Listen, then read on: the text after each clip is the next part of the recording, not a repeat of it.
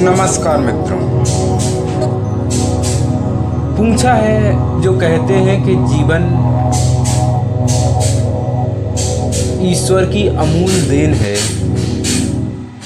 क्या दुनिया भर के दीन दुखियों को नज़रअंदाज करते हैं? ऐसा बिल्कुल नहीं है। वो लोग किसी को नज़रअंदाज या किसी को ध्यान में रख कर नहीं करते। कोई भी किसी के भी जीवन का अगर उल्लेख करता है तो वो अपने अनुभव के अनुसार करता है। आपको बता दें कि कोई भी अगर किसी के भी जीवन का उल्लेख करेगा तो वो अपने अनुभव के आधार पर करेगा। सबकी यहाँ अलग अलग समझ है, सबका अलग अलग अनुभव है। उनकी नज़र में जीवन एक कर्म है, जो जैसा कर्म करेगा उसे वैसा ही फल मिलेगा।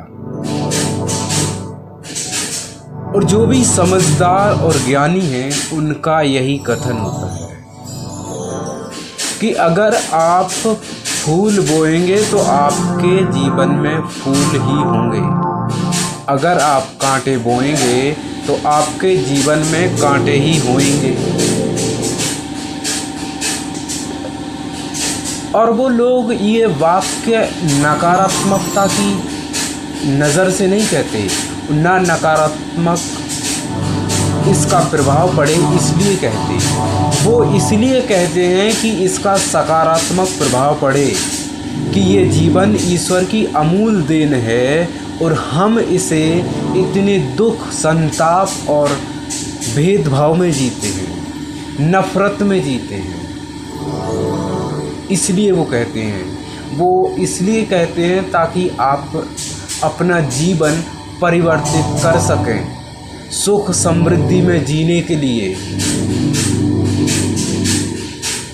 इसका नकारात्मक प्रभाव नहीं है, ना इस नज़रिए से कहा जाता है।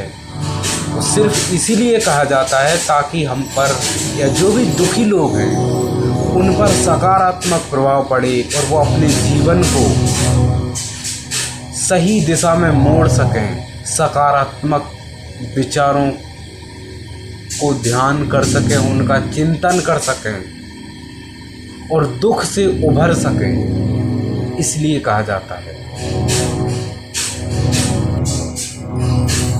एक सवाल और पूछा है, क्या आपको लगता है कि हम अपने दुश्मन खुद बनाते हैं?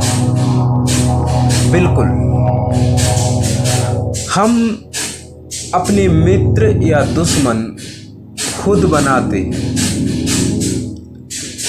वह हम अपने व्यवहार से, कि अगर हम किसी के प्रति भेदभाव, नफरत, द्वेष और जलन ये सभी भाव रखेंगे तो वो व्यक्ति हमारा दुश्मन बन जाएगा। आप खूब ना बनाना चाहें लेकिन ऐसे भाव से बन जाएगा। हमारा व्यवहार हमारे जीवन का निर्माण करता है, हमारे विचार हमारे व्यवहार का निर्माण करते हैं, हमारे भाव हमारे विचारों का निर्माण करते हैं। इस पूरे चक्र से हमारा जीवन चलता है।